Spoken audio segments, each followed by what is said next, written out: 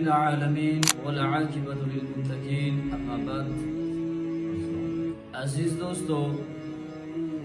آج ہم گفتگو کریں گے ایک ایسے برے عمل کی طرف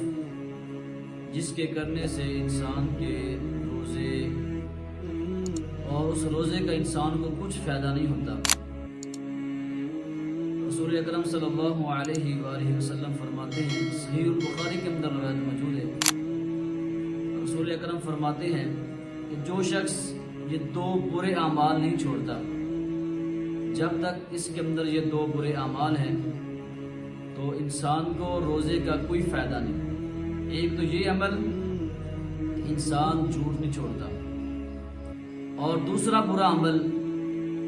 دھوکہ نہیں چھوڑتا، دغا بازی کرتا ہے اپنے کاروبار کے اندر،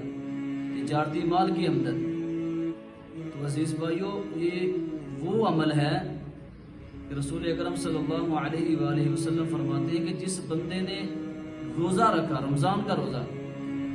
تو اللہ فرماتے ہیں کہ اس روزے کی جزا میں خود ہوں، میں اس کا بدلہ دوں گا۔ اس لیے عزیز بھائیو،